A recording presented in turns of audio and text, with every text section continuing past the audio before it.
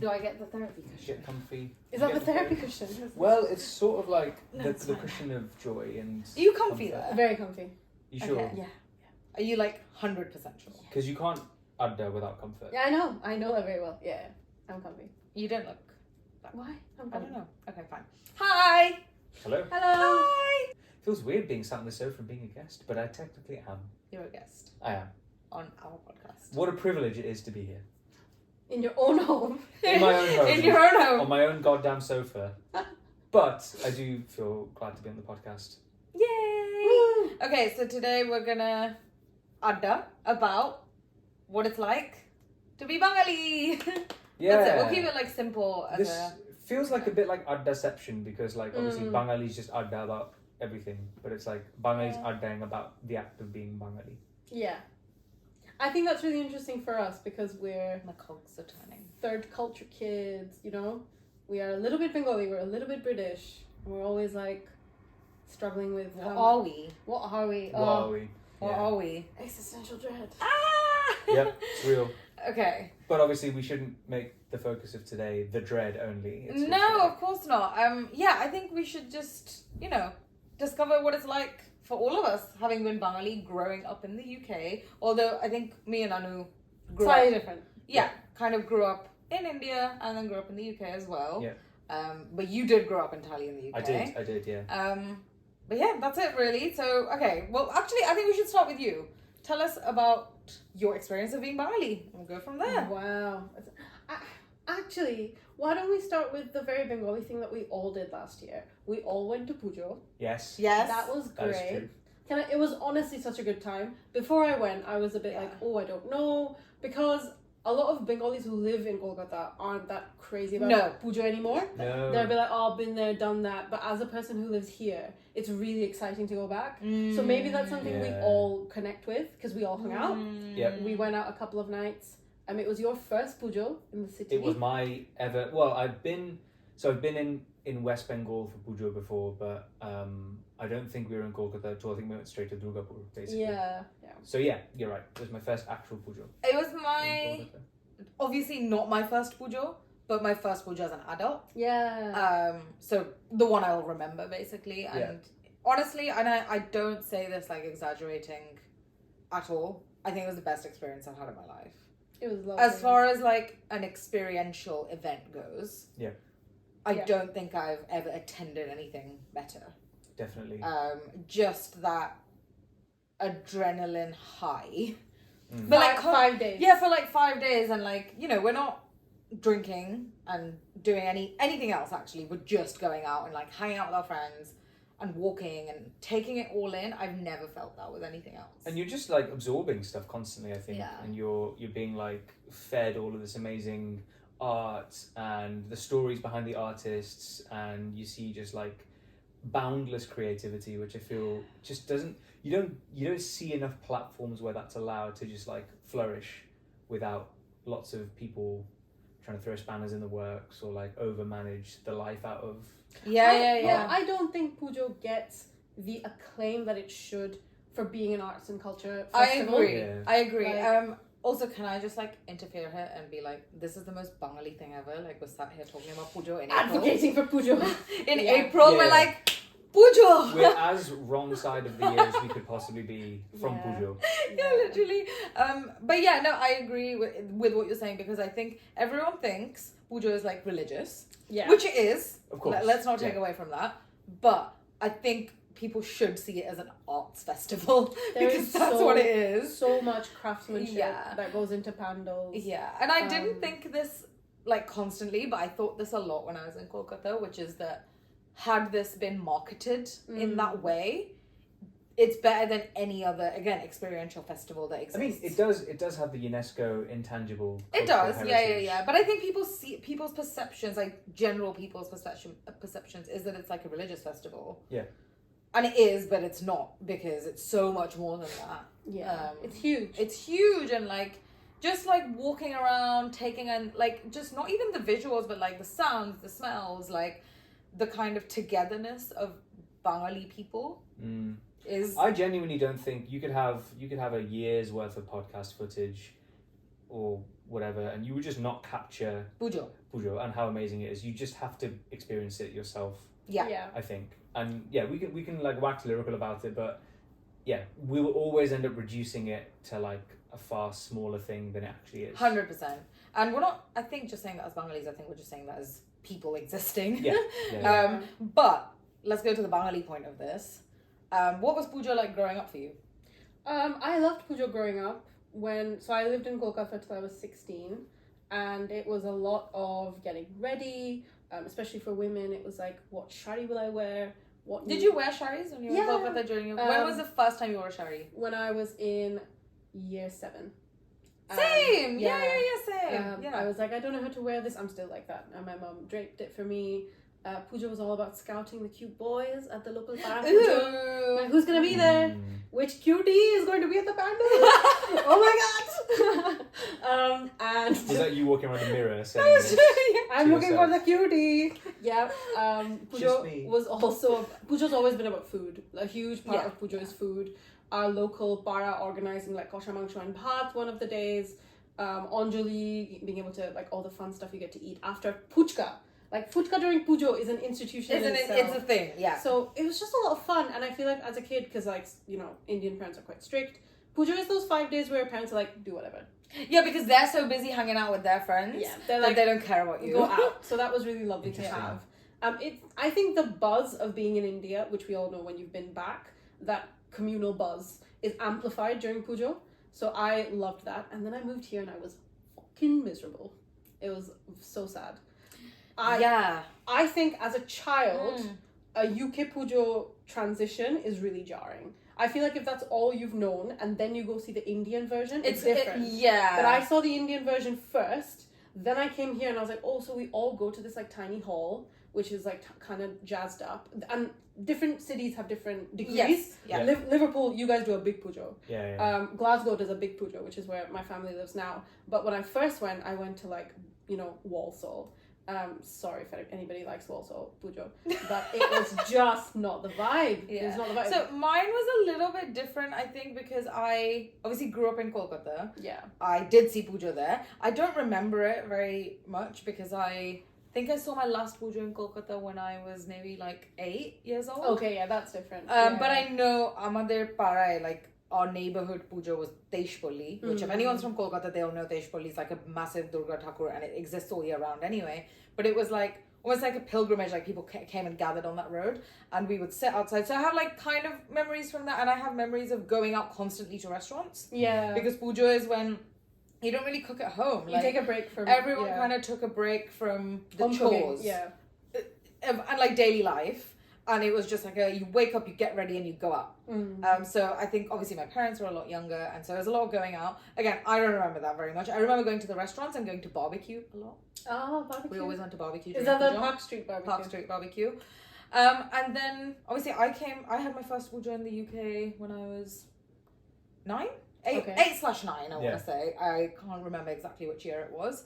But because I didn't remember the India version as much, I don't think it was as jarring for me. And obviously, you know, when you've left India at the age of 8, like I wasn't going out by myself or anything in India. I was with my family. So it wasn't jarring. And I mean, I have amazing Pujo memories from the UK actually, because I made my closest friends, met Rijul. You guys met at Pujo? No, okay, we didn't. We met quite. Christmas Eve, but we went to Pujos together for the whole of our lives, basically. Sohini and Rijul are married. We should... Yeah, okay, we're married. Sorry, yes. I wouldn't be sat here on this couch as a I guest. just hit my head. You okay? Yeah, I always hit my head on something.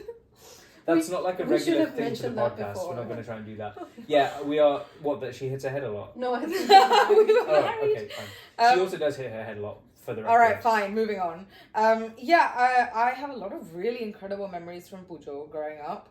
And I think now UK Pujos are kind of dwindling for me a little bit, because what's happened is as adults, all the amazing friends I grew up with, everyone's kind of dispersed a bit around the UK, and Pujo's not what it was when we were like teenage. Well, it feels like it doesn't belong to us anymore in the same way that Yes. it did when we were all teenagers and growing up together.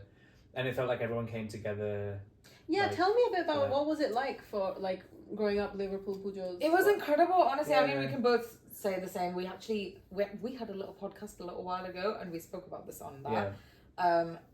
Pujo in Liverpool was like family. It was like I think the best comparison would be that it was like a Bari Pujo in Kolkata. Yeah. Because it did really feel like people were your family members. I think it's interesting hearing your early experience of Pujo was the Para, like it was the Para or neighborhood, whatever.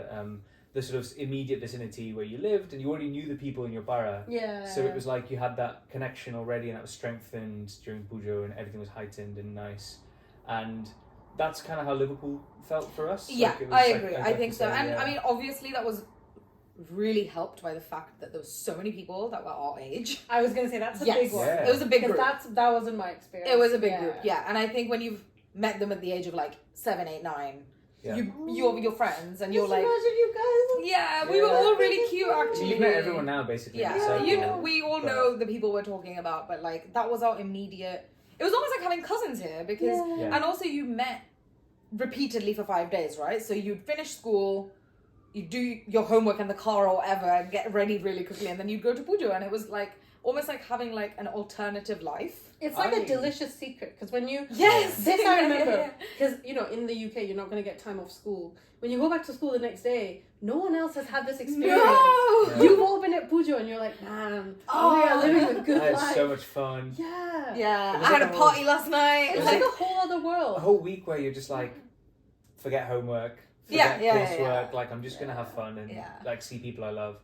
I think for me, my early experience of Pujo, there wasn't one actually. Like when I was. Well, you were really here. young. No, I was here, but we were in Northern Ireland for a few years. Yeah. We moved around a lot. I don't think my parents' focus was. I don't think there existed a Bengali community in Northern Ireland that we could tap into and like go to things. We definitely knew other like Indian people, like our family did, but it wasn't so region specific to celebrate Pujo, I suppose.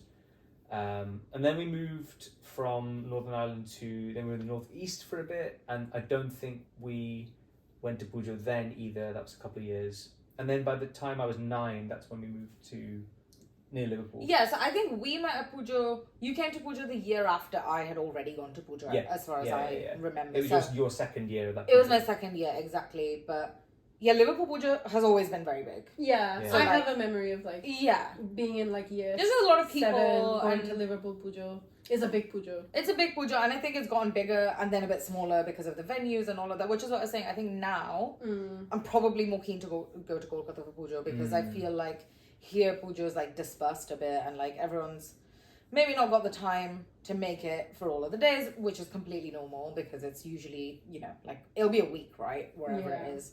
And I will say that the difference in effort is really noticeable. Yeah. Like when you go to Kolkata Pujo, you delegate the logistics. We don't do anything. We don't do the pandal setups. We don't do any of the Pujo. Yes. We just go. You're just having fun. We just enjoy it. Yeah. Part of the fun in the UK, I think, is the setup. It's on stage, all the mashis and all the aunties doing all the prep. Everyone's doing a lot of work. Everybody does a lot. Yeah. Everyone's doing a lot of work. And I think actually that's where people become friends. During the ages of like, I would say like GCSE to like university, and even now, the last time I went to Pujo in Liverpool, we do a lot of Kaj. Yeah. And that's the bonding that you get as a community. Yeah. There's obviously people that turn up for Pujo. Because some of the main days we get a lot of people, and obviously they're not all doing like logistical work, but the main community of Pujo is like the Kaj, which is why it feels like a Bari Pujo in Kolkata, because that's what happens in a Bari. Like you'll have people delegating things to other people, and like someone's doing the cooking and someone's organizing like I don't know, just a lot of different aspects of it. I wonder whether I also, for the record, spent a lot of time in Walsall Pujo. Now, I don't you want to could vouch for Walsall Pujo. No, I don't want to get drawn into this is better, this is worse. My personal preference, and I will always have the fondest memories for Liverpool Pujo because that was my first experience of Pujo. Liverpool Pujo for the win! Fine, sure. I think though, what you're saying is right in terms of if you're involved in the work and involved in the setup, you're automatically going to have a better time because you're invested in the process. Yes. You're more I don't know, emotionally attached as well. Definitely, yeah. It makes you more Bengali, which is what we're going to come to. Obviously, we're talking about Pujo and how that was a very central point of our lives growing up. Yeah. Because again, like I loved what you said, the delicious secret. It is. I love that. You go to school and you're like, I'm better than you. That makes it sound a bit cultish. I went to Pujo. And It wasn't a cult. that. Yeah, I don't mind that. If being Bengali is being a cult, sign me up. Yeah. Yeah, fine, sure, but it's not. Yeah. I used to love it so much, like, because I remember that time at school usually would feel otherwise kind of bleak, like you'd be coming, it was like around half October. term, the clocks have kind of It's gone a back. bleak It's a time. bleak time. And But not for us because we have Pujo. Not for us. not for us to do And Pujo. okay, there's this feeling that I remember, which is like, you'd be super tired, right? Especially, well, I'd be very tired. I'm very high energy during Pujo. But like, going to school, like just feeling like a little bit like exhausted, but knowing that But you have the somewhere. fun of that, Yeah, like you know you have somewhere to go that evening, and like that's fun. all your school friends are just going home to do homework. Yeah, And You're like, I'm gonna dress that up and really go somewhere. sucks to be you. I have Yeah. this. I wrote a little piece for the last Liverpool Pujo. We helped. Like it was a new location, and I think we tried to. It was like a new committee, and we tried to inject some. We new did a energy really into it. lovely like It news was brochure thing. beautiful. It was the year before last, so 2022. And I did a little piece for that, and like I remember my first memory of like Kirby Pujo, which is where it was. Kirby was like turning up. Like you drive in, and the sort of stewards show you where to park in their high vis jackets, and then I had my like kurta on, and over that was like my like black like raincoat. Oh, You know, Oh yeah, you'd always like- have your raincoat. But it was like to like almost like to hide like the Indianness for like yeah. the Yeah, prying that eyes is of very Kirby, true, and then you actually. come in, and then you can sort of shed your proverbial skin and just like Oh, Deep. That's deep. You really. can That is enjoy- really deep. enjoy yourself. Actually, that brings me. I do want to like talk about beyond Pujo, like That's part of it. That's the secret Yeah. part is actually not having friends at school that you could just chat to about Pujo. yeah. Like, it's not that I ever wanted to keep it from anybody, but You especially couldn't. when I was in Glasgow, like there were no brown people in my year. There was like 2 other brown girls, and it would be you'd have to go so far back to start explaining Pujo. Yeah. That I just wouldn't go there. Yes. Diwali, on the other hand, everyone's like, "Yep, I know what Diwali There's is." some cultural Blah, There's blah, some context already, context to the Whereas like Diwali. Pujo is like, where do I start? I have to start with my city. I have to start with being Bengali. I have to start with blah blah blah. And I always felt like people who didn't understand the magnitude of it, it was a downer for me to explain it. Do you know if you start to explain Pujo to someone and they're not hyped, you just feel You're just sad. like, ugh. If they're like, oh, that's cool. Cool. I guess. Yeah, Like, and then you're Yeah. just like, oh. I did bring some of my school friends to my Pujo. Oh. I think during A levels. Yeah. Quite a few of my Good close on friends. you. Yeah, Cultural they ambassador. came. I remember that. Yeah. Yeah, and actually, we quite a few of us did. We were all like, we should bring our friends here. Yeah, like close yeah. friends, obviously, and then we did. Yeah, I remember some of my friends came. They loved it because. Yeah.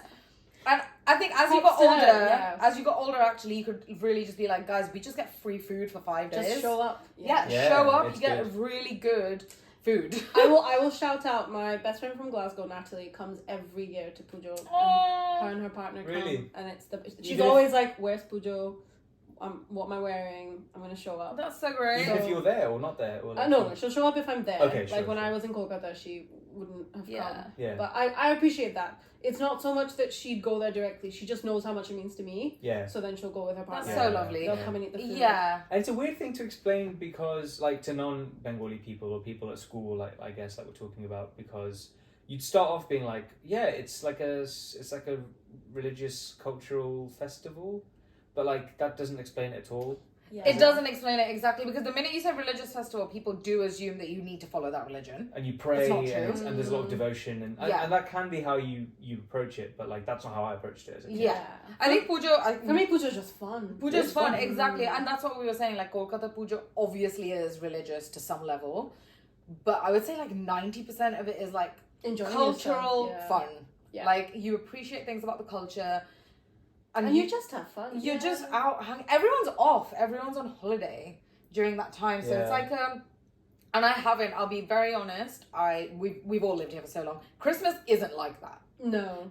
Everyone, Nothing's like Pujo. No, because people a lot of times have been like, oh, it's kind of like Christmas, like you get public No. holiday. It's not, because Christmas is very family centric. It's not communal. It's really. not communal. And like, it's a day. it's one day. The- Yeah, of course. The anticipation to Christmas is bigger than Christmas itself. Yeah, because it's one day, but it is also very like, it's just.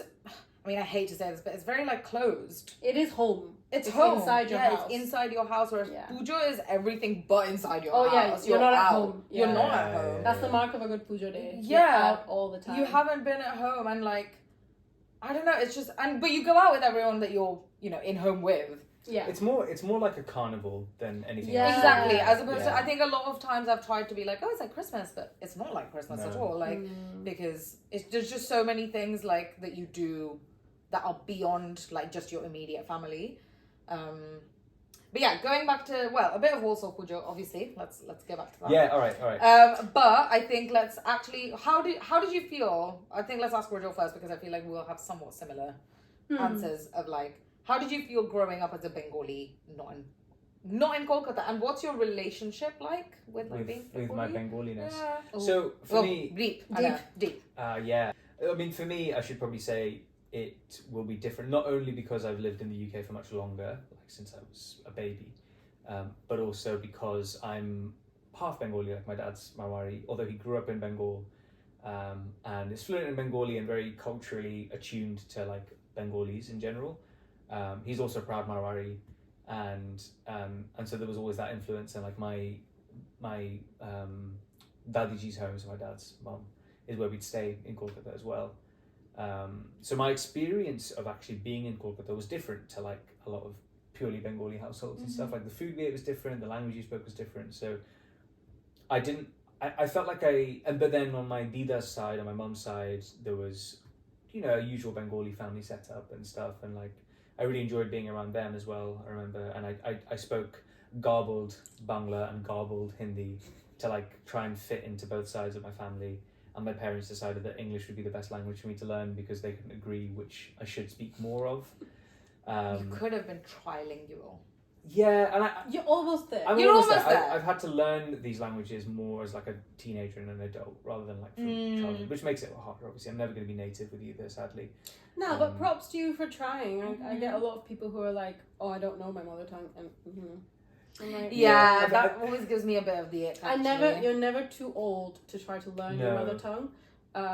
Whatever it is. Like I get a lot of people who are, 20s, late 20s who are like, oh, I'm a third culture person, or I don't know how to speak this language. I don't know how to speak this language, and then that becomes their crutch to not get involved. Yeah. I think I don't enjoy listening to that when people are almost proud about it. Yeah, that does give me the ick. That I don't get. I also completely understand the sort of guilt, shame, and anxiety that can go around being like, feeling like you're a third culture kid that can't speak your language, and then that itself is such a barrier to entry. I get that. To then start the process of learning, because learning's horrible and you make mistakes and you sound stupid a lot of the time. Yeah. I think it's important who you learn around. Yeah. If they're making fun of you, it's not gonna. You're not gonna have a good experience. No, for sure. From that. I mean, I think my relatives, like they're not trained in how to teach, right? So they will always they'll be sensitive to a point, but they'll also find it funny how I speak to a point as well. So like, there's both sides of it, but I think I just got over my embarrassment of how I sound, because I think it was just being kinder to myself and be like, of course I'm not going to sound like I've lived here all my life. I've not lived here all my life. But you did. I'll be after the 5 months we lived in Kolkata, like a couple of years ago now. Yeah. Rijul was going to the Bajar and speaking to the Machala. Yeah. And it was all very fluent. Yeah, my Bangla was a lot better. And again, it comes with practice and it goes away the less I use it and stuff. But coming back to the point about like my experience of Bangaliness, like there's all these other things that are different, right? Like my food and the culture I grew up in and the languages I spoke or didn't speak. And then also the fact that in the UK where I lived, growing up, there wasn't a Bengali community, so I didn't have access to other people that were Bengali. And then that all just kick-started in a massive way when I was 9, and suddenly I had like 15 families around us in the northwest who are like... Who were all Bengali. All Bengali, and also had kids like within, roughly age. my age, Yeah. people take a couple years, and I just think that was like, even then though, like I wouldn't necessarily say I feel equally Bengali as I feel English. Like it took a long, long time, and you had a big part to play in it, let's be real, because I could very easily have just drifted and felt myself distanced or estranged from that part of my life or that part of my heritage, and because I don't think I really thought about it in a purposeful way, like how do I want to position myself in relation to this part of my heritage? How do I want to view myself? I think it's a big question because I think how you are Bengali feeds into everyday life. If you don't embrace it, then you get. I've seen people get really awkward, and then it becomes an everyday thing. You get awkward if a movie comes on. You get awkward if a certain food. Yes, and yes, you're yes. like, oh, what is that? Oh. Whereas I'm sorry, I'm mimicking people. Brother, ooh. Brother, Yeah. ooh. Yeah, What is that? What is Whereas that? if you chose to embrace it, then I think it just. I find being Bengali interwoven into our daily life. A Yeah, lot easier. definitely. Yeah, 100%. And I think that's kind of where we're at now. Like, and I think that journey has taken a long time. Some of it conscious, some of it just by rubbing off on each other. What was it like for you actually? I know we've chatted about this a lot. I think I can talk a little bit about what it was like for me, but I've always been super proud of Bengali, basically. Woo! I don't think I was ever embarrassed of being Bengali. You really weren't actually. I just don't think I ever had like that public shame situation. I don't know. I used to find it like at times a bit much. I remember growing up. People have told me they found it intimidating. Oh. Yeah. Because I think I just didn't care. Like either way. Like. But I think I had this intrinsic thing of like, oh, it's something to be quiet about, and it's something to keep to myself. Yeah. And it's something to like. Mask. It's a point of difference between me and other kids, and like, I don't want there to be a point of difference between us. You know, like, so I think. Mine was interacting with British Bengali kids who don't want to be Bengali, and that was a weird one because it was a kid who was like, "Yeah, I'm at." So back to Pujo, they'd be like, "I'm at Pujo by force. My parents forced me to be here. I don't really give a shit. I would rather not be here," and I couldn't relate to that. So then I was like, "Oh, is that the way to be British and Bengali? Is that the only way to be a young person?" So then I would get really confused. I'm like, "Oh, so I shouldn't talk about it. You should be like kind of shunning it. Yeah, I should get into British music. I should get into British food, British jargon, and all the rest of it." So then it was more like, "Oh, that's the way I should lean if I want to have friends, if I want a sense of belonging." Yeah, that's what happened. So then I kind of like dialed back my Bengaliness a lot. You were like the opposite in the sense that you actively did not embrace British culture. Yeah. Because you were like... I think okay, honestly speaking, I did try. I just found it boring. That's fair. And then as a kid, all I really wanted to do is watch Shah Rukh Khan, honestly speaking. So I was like, all right, this is what I do then. So like, and again, obviously he's not Bengali, but I'm saying like, I think with general Indianness, it was way more attractive to me as a kid.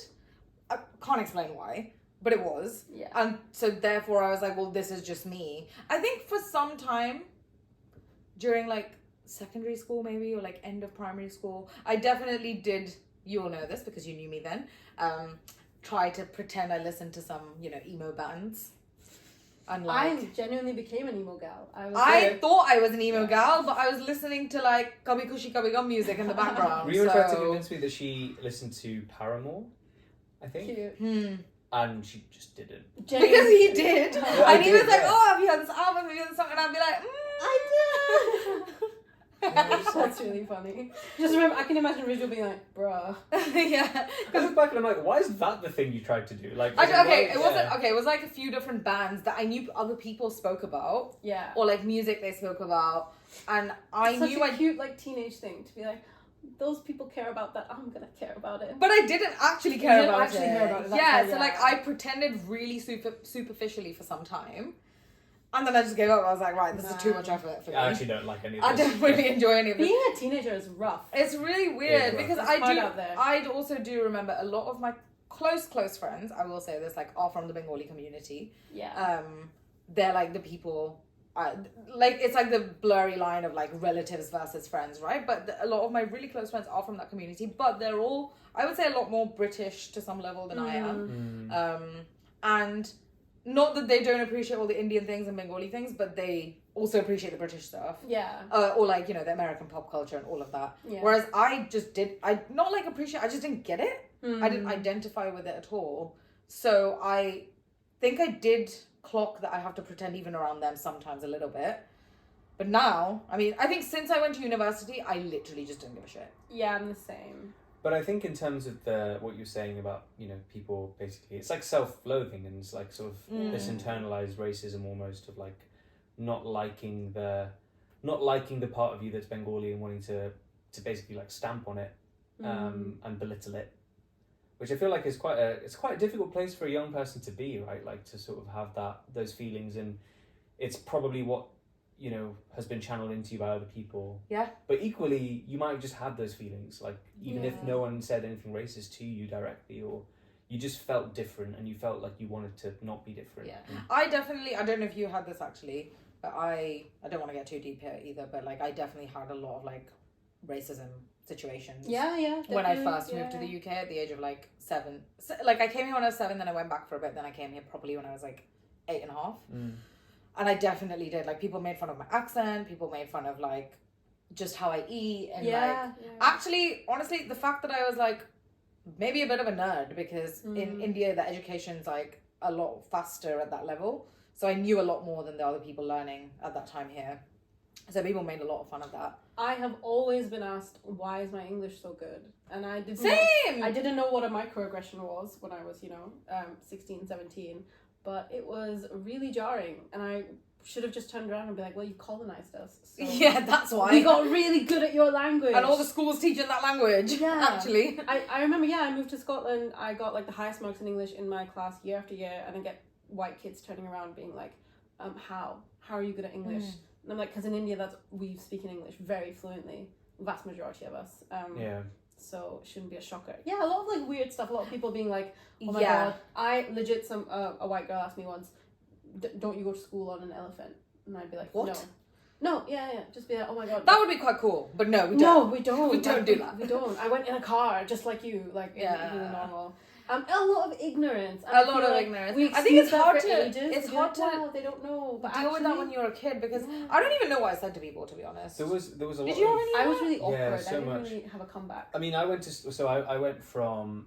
I think both my secondary school and my sixth form, there was a lot of what we now call just outright racism. But back then, we almost jokingly called it casual racism. Yeah. You know, like there was this thing of like, it's fine because like everyone's in on it. Like the brown kids, the black kids, the Asian kids, like East Asian kids, the white kids. Like there was just this shared sense of like we can just like poke fun at each other. That was quite accepted even until we did our GCSEs. Can I just say that? Like people. I mean, even going into uni. Yeah, like there was a lot of like really casual racism that I don't think Gen Z or whoever comes after them, they don't deal with. But like regardless of who was saying it, it all came from a place of whiteness. Yeah, you know, whether you were a brown person saying those things or a black person saying those things, like your proximity to whiteness. Yeah. And that is the voice that was making those. It felt like was making those types of like barbs.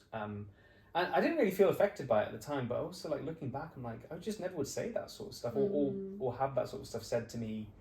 If you want. Anymore. I think a really easy memory to pick out. We've all had a birthday that we've had to plan when we were kids. Oh my god! And our parents being like, "Why did I know? Khawar baniye debo," which now is a dream. Yeah, that's a dream situation. A Bengali spread, all cooked. Yeah, but I remember as a kid being like, "Oh my god, no, yeah. My friends can't come home. They can't smell all this. We're gonna go to Pizza Hut." Yeah. Can you imagine? I've literally had that birthday. Yeah. I've literally had that birthday. Where your mom and dad is like, yeah, no, baite ashukna. And you're like, no. No. Not at home. Yeah. We're going out. We can't let the mask slip. Yeah, that was, I think I definitely had that with birthdays for a little while. I think I had a bit of almost like a benefit or advantage, whatever, because my birthday is in September, so it's always like either the day before time started or on the day. So I don't think my birthday was a big thing in school, basically. So I always I had a Bengali party, basically, with all my Bengali friends and all the people my parents were friends with, and I loved those birthdays. Did anybody do double birthdays? I had double birthdays. You had a Bengali one? Yeah. We had all the Bengali food and your parent and everybody's like the community, and then you had one with your school friends. Yeah. Where you went to like a ice skating rink or something. And then you went. It's expensive being a parent and literally sustaining your child's double life as a Bengali young person and a non-Bengali young person. A lot of pounds. Yeah. So that was definitely, I think a birthday, anything like to do with like occasions. I don't think I was ever embarrassed of my food, which I know a lot of my friends were. Because I just knew that was my preferred food, always. I wasn't embarrassed of it. I didn't appreciate it until I left home. That stands for all of us, I think. I feel like I always generalize Bengali food. I'm like, there's a tarakai and there's a rice and it's whatever. Yeah. It's blah, I'm tired of it. And then I genuinely, into my 20s, living away from home, would be like, oh man, I need that. what I would give. It made me really emotional. It made me really Yeah. emotional to go home and have a Bengali meal.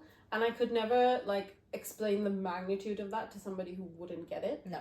People would be like, what do you mean? It's just food. But I'm like, no, that food carries so much belonging with it. And I mean, on that note, I actually did see, this was literally today, so I have to bring it up, but like, it, like a lot, Indians generally, like, don't really say like, I love you, you mean a lot to me, how's your day going? yeah, they make you food. But they make you food. That's and like, true. that's what your mothers would do. Like, I mean, my ma is not, I love you before they hang up. yeah, there's no I love yous, there's no this, there's that, but like, it's like, what did you eat? And like, you know, especially when you went home, it's like the spread of like, I've put in so much time doing this for you. And that's, I think I didn't appreciate that. Now I'm like, okay, that means a lot more. Yeah. And it's just a different love we language. can both attest that Rima continues that though. Yeah. Through her, I want to continue that. Yeah. Yeah, I feel like my love language is food. So anyone who knows me in any capacity will know that. Like, Yeah, you'll feed people you love. yeah, like I like feeding people because it's the best way I can tell them they mean something to me. Yeah. Or even if they don't, to be honest, I like feeding anyone. No, but- I really like that. yeah, it's how I think, like, it's what I saw Ma doing, to be honest, growing up. It was like how she built a community. And I think all of our parents obviously went through this where like they came here, they had to build things from scratch, right? Like you had to like find your people and like, You didn't have Facebook and yeah, all that like, stuff, so I think a lot of food did that just by default, by like someone knowing how to make something, and then you find your community and you go to other people's houses for particular things, and it was all very like, yeah, I don't know. I think growing up for me, I had a really jarring move from India to the UK when I was like 8/9, whenever, because I used to predominantly live with my grandparents because my parents worked, and then when I came here, it was like, yeah, I just missed that. I missed like, well, having the thing you were saying, like having that bari where like there's just people around and like it's a whole world. You never feel alone. You feel like there's always someone there. around. Yeah. So it was like almost like a blessing. And then when I came here, it was all very quiet, which is a big reason why we're doing this podcast, to spread Adda and like spread that like to kind keep of background else company vibe. Yeah.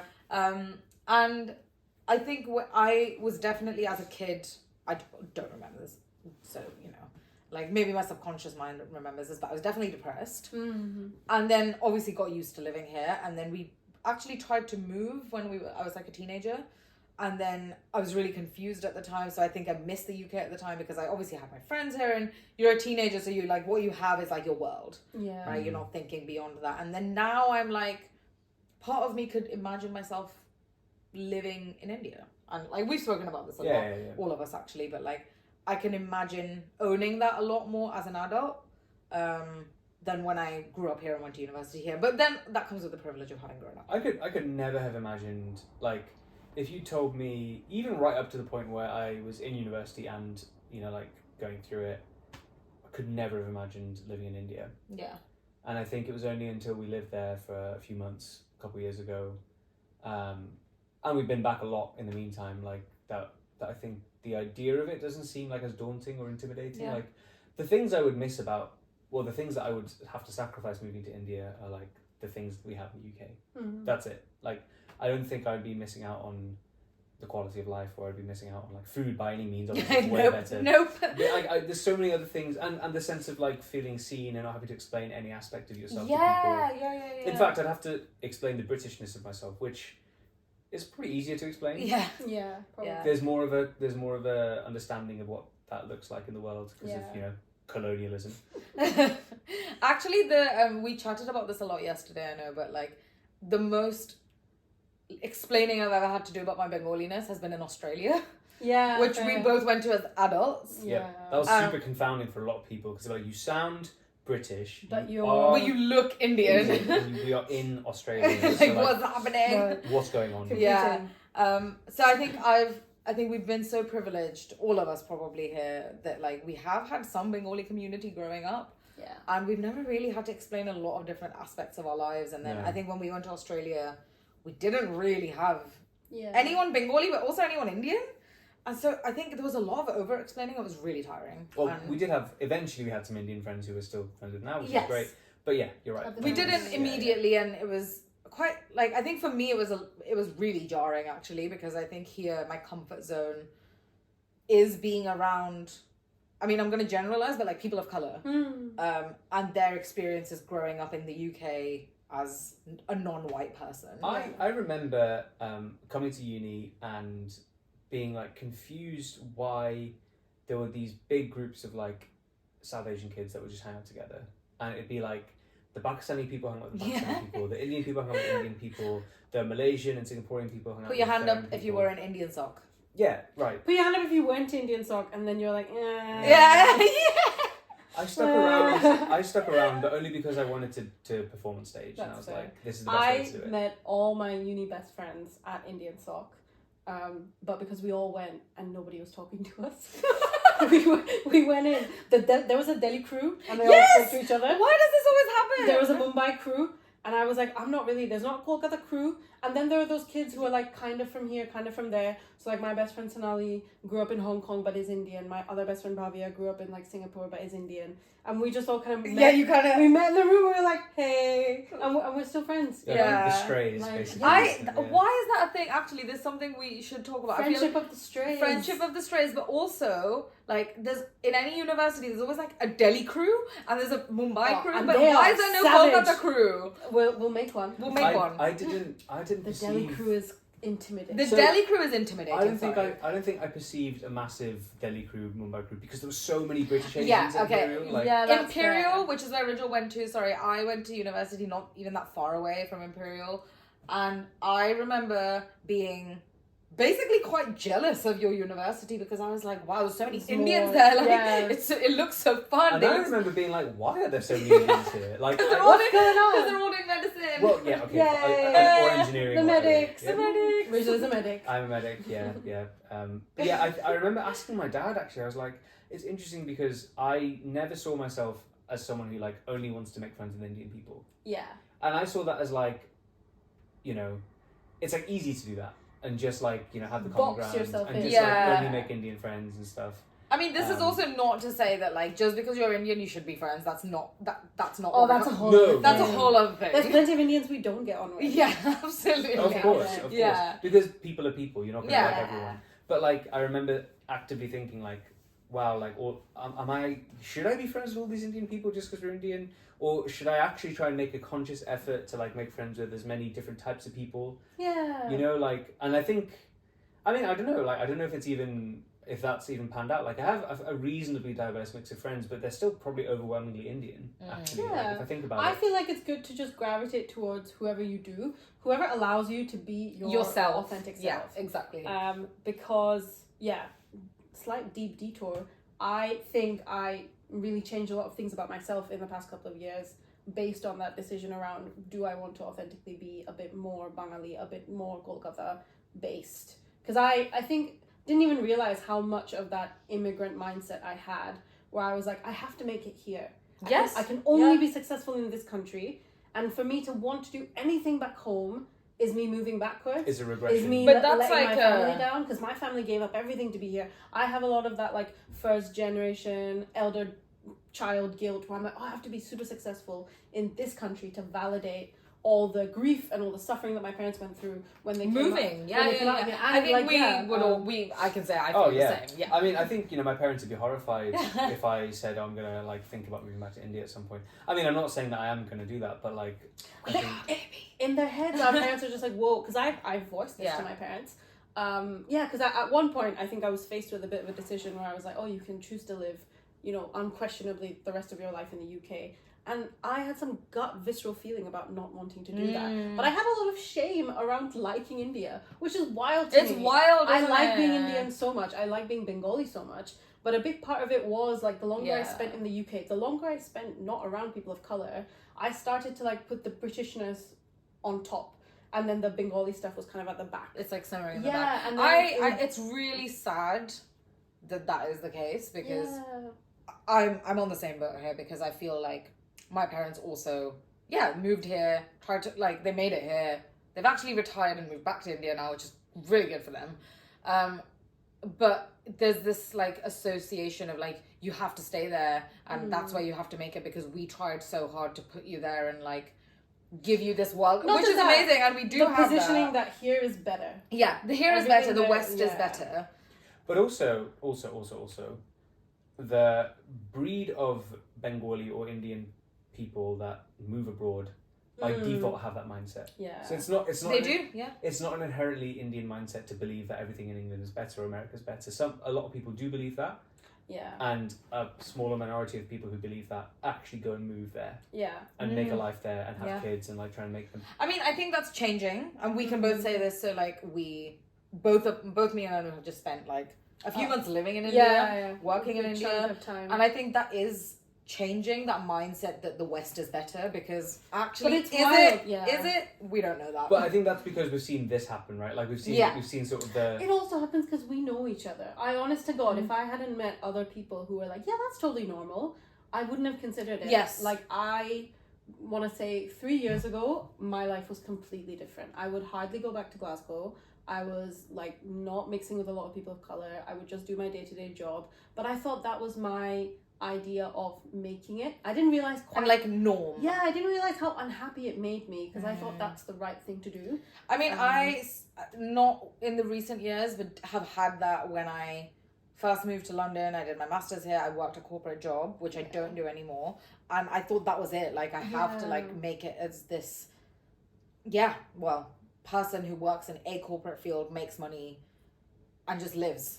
That's it. Goes for post-work drinkies on Fridays. Yeah, and it's not you know, me. like- Like, that is not me at It's not all. me. Like, oh my goodness. Post-work cha at home. Or puchka in Kolkata. Watching TV. Yeah. Yeah, I mean, this is like, let's, kind of go back to living in Kolkata a little bit, like, as people who've grown up here, predominantly. Honestly, I loved it. Like, Can I ask you how you felt about it? Because, like, you'd done 5 months there. What was something that, like, surprised you at the end of your 5 months? I think it was a weird time for me because I think I was yet to start my training. I felt in limbo because I was like You're between stuff. stuff. Like professionally, I felt in limbo, and I think, I feel like I need to have some direction in like what I'm doing work-wise in order to actually feel fulfilled. And I think that will always be the case. Like I don't think I could completely divorce myself from like a job and then feel like completely happy. Although I love not thinking about work. Yeah, It's we one of all my- love who that. doesn't? And I'm very good at not thinking about work when I'm away from work. I think without it running in the background somewhere, I feel a bit listless sometimes. Yeah. And It anchors you. That's yeah, good. and I actually felt the more time went on in India, like rather than actually embracing India and having a great time, which I was doing, I felt this pull to almost come back because that was on the back of being already away from the UK for like 18 months. Yeah. Hadn't seen family for that period of time. Like I think we'd felt this, like I certainly had felt this pull to like come back and just like be a bit more around in general. Yeah. And so it was kind of coloured with that as well. Yeah. It That's the wasn't mixed thing about being Bengali, because like I spent a chunk of time in India at this time, and the weird part is realizing that yes, I have community there who I really missed when I was super isolated here, but it's also realizing now I have all these years that I've spent here. You have a community. Now I have yeah. some people I'm Yeah, attached to, yeah. and that was really weird to realize. I'm like, Yeah. oh my god, I'm attached to the UK. Yeah, and I think you are. The one thing I will say about your like desire community is amazing, but I think you do at times minimize just how deep our roots are in the UK as well. Yeah, no, 100%. I like. I'm not saying it's not like a. I think for me, I just don't like thinking of things in like permanence as much. I used to a lot, and I'm quite an anxious personality, like overall. But I think now we have British passports, guys. We can come back here.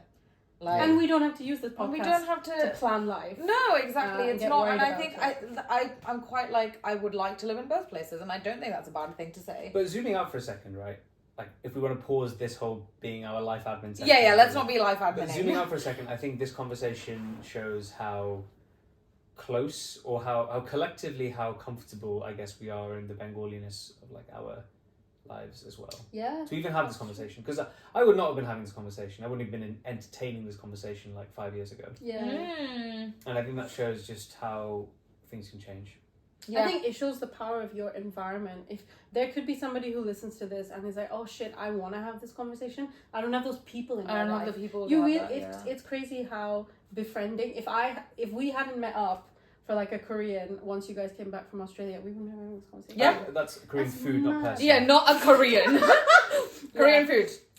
devoured a Korean. Somehow you can say, "Oh, I had a Chinese," and people understand that's a takeaway. But if you say, I had a Korean. we're not sure. There's some ambiguity there. Yeah. You need to Yeah, clarify. a Korean food. meal. Yeah. Yeah, so it was delicious. We went to tteokbokki in Birmingham, which is Yeah. lovely. No, I agree. I do think that having your community wherever that is, ultimately it's about Bengalis loving community and like that feeling of being at home wherever. And I think most people do love that. I Yeah. think a lot of the UK, especially maybe the smaller towns and cities in the UK, things are just very isolated here. And I think that's one thing I really appreciate about living in India is this communal style of living a bit more. Because you can have your alone time and you can do your own thing, but also there's always people for you to see. People, yeah. And I feel like you know what here I I realized in really India? miss that. Even in London, like we're in a very busy city, right? Like I still really miss parts of that because I miss people are busy. The snippets of small talk. Like I registered this when I went back to India this time. I interact with at least 7 to 8 people just every day basis. Yeah. Every day. A quick check-in. How are you doing? How are your kids and family? Oh, it's hot today, blah, blah, blah. But that human-to-human contact is really good for your well-being. Yeah, And definitely. just clocking that was part of our life, the two of us, until we were like 7 or 8. And that's... Then you didn't have that. Yeah, and then we came here and it was like... We lead entirely... You can lead an entirely disconnected life here. Which, Which is which kind of not crazy. how It's a we bit scary. evolved. We've not I evolved think I to do just that. don't really love that. I think London is, we're very privileged to live here. And we have a lot of Bengali friends here too. And I think people are being a bit more casual these days because they've, especially in our age group, because they've realized who they like spending time with a bit more and stuff.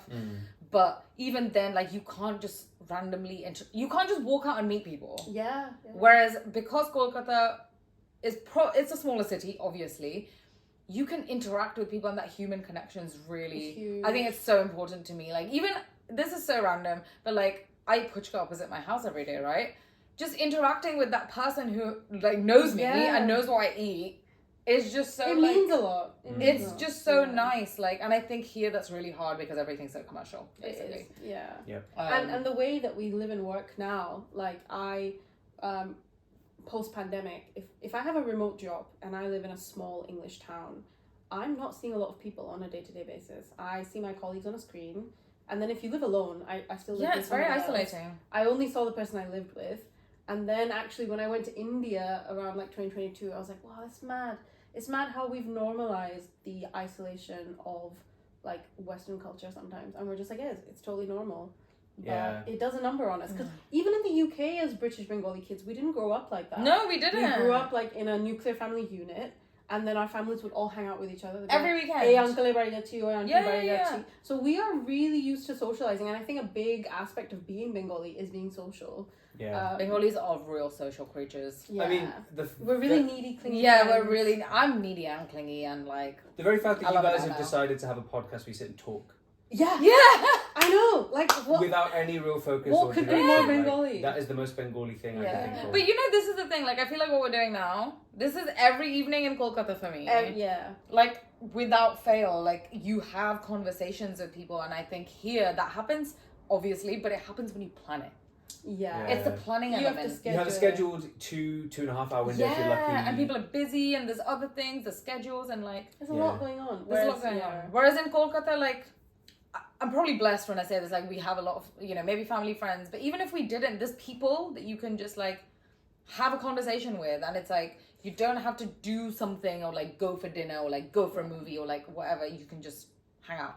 And that's what Adda does. Carving out community in London can feel like it's impossible. I know some friends that have done it, some friends that are really successful at carving out their communities, and it's because they work in sort of, health justice spaces or other type of semi-political social spaces where they're bonded by that common goal or that common sort of ground. But in order to have just a regular usual communal setup, like a borough, like a neighborhood, it's impossible to have that in London. We don't have neighborhoods in London, and I think that's such a shame. And then if you go to somewhere in the UK where you do have this idea of neighborhoods, it's going to be far too white for us. It's to very feel white. we're part of that conversation. We're going to always be the exotic flavor added to the conversation. Yeah, 100%. So you do feel like you're sort of stuck sometimes, and there's it's a sort of catch-22 situation. How do you find a community that feels right for you and feels like it speaks for your kind of experiences, and also like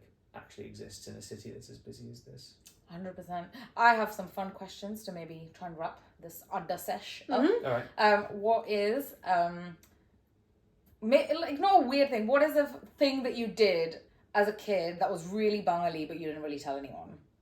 If there is something, it might not be anything. The way that like a shushuri is a specific type of back scratch. It's very affectionate and soft. It's not like a aggressive scratch. It's like a nice light scratch, which my mum used to do, and it used to help me fall asleep. And then anybody I dated, I'd introduce them to the concept of shushuri. So then all the men who may have known me now know, even if they're not dating someone Bengali anymore, they'll know what shushuri is. It's like so. Yeah, I think shushuri is a very niche. It's very niche Bengali thing. Okay. What about you? Anything? I honestly don't think there was anything. Like I tell you, I didn't. Even Indian, like maybe not just Bengali, maybe not like niche Bengali, but like a thing that I did, or a thing that I like a quirky thing that you like maybe did. I legitimately thought the word for cucumber was kira. I didn't know the word. Quirky. No, but I didn't. I didn't. Shut you down. That's just like you know the word. I think we can all say we enjoy Indian memes. And we can't explain them to white people sometimes. Oh yeah, you can't. Yeah, sometimes they just. No, I'm saying I was like 8, and I should have known what the word. Oh, like not was. You didn't know the word cucumber. I was like, I called Kira. it Kira. At school, I was like, oh, yeah. That's sweet. And they're like, the fuck. Also, being British. Oh, I thought you meant you didn't know the word like shosha. Versus like no, Kira. I literally didn't know the word cucumber. You just knew Kira. That was like why? That was like that's pretty Indian quirky. of me. Yeah, that's quite Indian. Being British Bengali is also learning all the Indian swear words rather than Bengali swear words. Yeah, that's true. We all knew like the P word and the B word in school because like all the Punjabi kids would Also, say. sorry, bell peppers, capsicum. Yes. Capsicum. I think that should be They're just capsicum capsicum. because pepper. Bell pepper is a weird word. I thought. I mean, we're going down the weird vegetable situation, but like I thought okra was ladies' fingers because that's what you learn in Kolkata. Yeah, I used to call it. Ladies' fingers. That's what they're called. Get you some weird looks in school. Yeah. I like ladies' fingers. I did a weird thing, which maybe not as much Bengali. Oh my god, I did this for years. So in the morning before I went to school, would wake up a bit early and I'd have I have to have a bit of breakfast or something. Yeah. I wasn't a big breakfast eater, but I was allowed to watch like 20 minutes of TV. Yeah. But it couldn't be like cartoon. Okay. My parents expected me to watch the news basically or something. An education. Yes. Yeah. Instead, I watched this Star Plus channel about all the gossip on the TV shows. That's really weird. And it was all like sas bahu gossip. Love that. And I watched it on mute. Very niche. Because if my dad found out I was watching this, I'd really get quite badly told off. I thought you were going to say you like whipped out a picture of Shah Rukh Khan and licked it or something. I did that with Hrithik. Oh, Not the Shah Rukh. licking? No. Probably not. Just the admiring. I didn't I lick. was like, okay, good. Not like I didn't lick a piece of paper. I did used to take my mum when we were in Kolkata. I was a weird teenager. To all these random shops that Hrithik was like the model for, like, you know, for their clothes. Okay, yeah. And I would ask them for their posters. Oh. And my mum would get really annoyed at me. That's dedication. I think that's really funny. Went to John Players. Yeah. You know that shop, the shirt shop? Yeah. He used to model for them, and I have a lot of weird posters of You him. still have those in your room? I don't anymore because the house is on rent. Oh, yeah. And the tenants would find it weird. Did they get binned or did they get rolled up? I think they got binned. Fair enough. Yeah. But I did, I did a lot of really strange things. Eating with my hands was a big one, but I think, like, I was kind of ashamed of that at some point. Yes. I actually don't know. Oh, yeah, I don't know how to eat with cutlery properly. Yeah, you don't. I eat it with the wrong hand. I do because, like, I was, year 7 lunches in the UK. I have to get used to this because all the girls are looking at me funny. Yeah, I didn't because I was like, I don't give a shit. I can't eat. Wait, did you eat with your hands at school? No, I ate the wrong way around. Just funnily. Fine. Yeah. But I think that's just what I saw and I found it comfortable, so I just did it, and now I don't care. I can go either way, but I'm so much more comfortable with my hands. Yeah, picking things up with your hands, What I want to learn is how to eat well with chopsticks. That's next. I can eat with chopsticks, I feel. But I only learned that once I came to university. I have one last question, and then we can actually wrap up. What is... what is the most Bengali thing about yourself that you think? 2 questions. Okay, fine. 2 sub-part questions. What is A, the most Bengali thing about you that you think?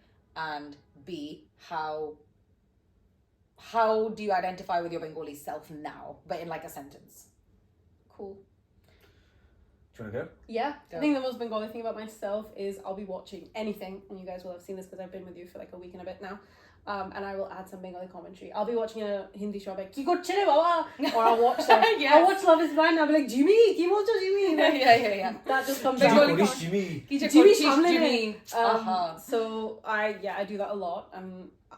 Now I am, touch wood, in a really good place with being Bengali. I'm very comfortable. I'm unabashedly Bengali. And that's why we're doing this podcast. Yes. Much Adda about nothing.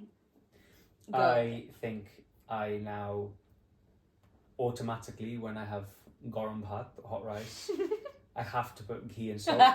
Yes. I can't. Flex. I take credit for this. Yeah, of White course. flex. Because I was like, what's that? That looks good. And then, That looks good. and now I'm like fucking well into it. Every time there's garam rice, there's ghee. Yeah. It has to be ghee. And I actually feel sometimes like Rima will snake me because she'll be like, oh, like we'll order food and then she'll be like, yeah, you take dal, and I take dal, and then I look over and there's no dal on her plate, and she's got a lump of ghee and salt, and I was like, Honestly. what's going on? honestly. Like, and Yeah, then she's like, always like, what are you having? yeah, and she'll be like, oh no, you're having dal, I'm having this. I'm like, no, it's what? I did not agree to this. I didn't know there was, Blindsided him. the option of ghee was even on the. It's always on the table. So anyway, yeah, I'm aggressive. I'm an aggressive Love that. ghee bhakt. And my relationship with my Bengali Gosh, self probably now is I think still a work in progress. I don't think I'm there like for the complete article yet. But then I think that's because I'm weirdly perfectionist, and I feel like maybe I will only feel fully Bengali. Or do you need like a when- jhola bag and like... No, not that. not in a stereotype way, but I feel like until I feel so immersed in the culture that feels like as much part of what I gravitate towards as UK based stuff. And I mean actually with humour and stuff like that, like everything, music, humour, like art, like everything. Because I feel like I'm learning so much more about the Bengali side of all of those things. Yet it's This not is a my lot more than a sentence. first nature. It's fair. It's well explained. Deep. Anyway, work in progress. That's my sentence. Work in progress is a good sentence. I don't actually have a sentence, but the most Bengali thing about myself, God, I chatter the floor. Yeah. I sweep the floor. You put with a dhoop broom every morning and you I put dhoop, but I feel like a lot of people, I don't know. Yeah, I put dhoop every morning. I love the smell of incense in the morning. It's like, for me, it's like what waking up smells like, basically. Yep. It's probably a couple of the jhata one I think is like, very Bengali. I get literally like in a sitting squat position and I sweep the floor. Yeah. And, I mean, I'm going to do this because it's on video, but I have a hojmi shelf. And it's within reach from the sofa because instead of dessert, a lot of times I have hojmi, which if you're Indian, you might not know what hojmi is, but if you're Bengali, you definitely know what hojmi is. Yeah. It's super Bengali. It's very Bengali. It's not pan masala and like all this other like sof and like the other things. It's hojmi, which is like... Like hajmola is another word for it, right? No, hajmola is a brand. But I thought that's like a type of... Hojmi is like basically the stuff that can corrode your stomach. And you should only have a little bit, and you probably have more than you I should. probably have like half a bottle every time I sit down, and it's not good for me. That's crazy. But I love it, and it's fine, and it's better than eating bar of chocolate. So And what is your relationship with being Bengali? I'm just super Bengali. I'm a Bengali dida, She really is. and I You don't have- have grandchildren. You are like the sort of... Say this is a cult, right? You are the sort of like ringleader. She really is. That's- Let's the not cult. say that on a podcast. Sorry, No. this isn't a cult, obviously. It's not a cult. It's not a cult. Disclaimer. That's what cults say. Coming back to your... I've listened to enough cult podcasts. Coming back to your delicious secret, this is... You know, if you would be the top of the pyramid. What's my delicious secret? No. What? No, as in Wait, of you've the lost cult. me. Of the cult. Do you know Oh, I see. I was like, I don't know what my delicious secret is. I was also going to say, I think a big part of your Bengali is what you offer through Smoke and Lime. I think it's a huge, I offer people a space to be Bengali even when they're not. or a view into what being Yeah. Bengali is. Yeah. I've seen people who come to the supper club for the first time, and they're like, their eyes are open up. They're like, oh my god, there's more Bengalis here, and they feel so happy. And you do that through your job. Like, that's so Yeah, cool. it's nice. I think I that like is... that. Coming back to, we were talking about the sense of community and how hard it is to forge that. Actually, I completely She neglect makes the fact all that we of do it. it. Yeah, like, we you do know, like- that. Yeah. Both of you through Smoke Yeah, and we do Lime. that. Like, we sort of Yeah, naturally 100%. create that. I mean, it feels, you know, I think we've got a wider family of people who've attended the supper club, and everyone who's been, you know, is like part of that tapestry of people and the community. But yeah, it'd be lovely for that community to like actually exist on like another plane outside of the supper club table. You know, like I don't know how you would have that. I don't know how you have that either. Essentially, I think my aim has always been, now that I am clearer with what I want to do, I want to be like the para puchkawala, basically. Yeah. But like in London in a flat, I guess. Like people just make turn people up. happy, feed them. Yeah, just like they You'd can have have to a little charge a chat with touch more, I think, than the Bara Puchkawala. them. Yeah. Yeah. Fine. All right. Cool. Well, thank you. And scene. Woo. Cut. Cut. Actually, now you have to go and cut We've it. said cut 3 times. We have said cut 3 times. It's so far away. We'll see you in the next We'll see you in the next podcast, episode. or you'll hear us as you're doing something else, probably. But yeah, this was fun. We have so many things to chat about, I just realised. Quite a few. But we're going to go now. It got really warm. This cushion's really warm. Yeah, also, yeah. It's his damn house. Take down You can do as you damn well please. Okay, go. I can stroke my pillow if I want. But you're right, I probably should ease up on the stroking. It's whatever you do as you talk. Like, people can do... Your original. I move my legs and hands a lot as It I helps talk. me think. Yeah, stroke it. The delicate This would be a fibers. good clip to put in. Is it recording What? this now? All right, listen. The delicate We're fibers. gonna that Stop. Zoom in on the stroke. stimulate my neurons. Funny. Yeah, No, fine. get deep again. Be Bengali. Yeah,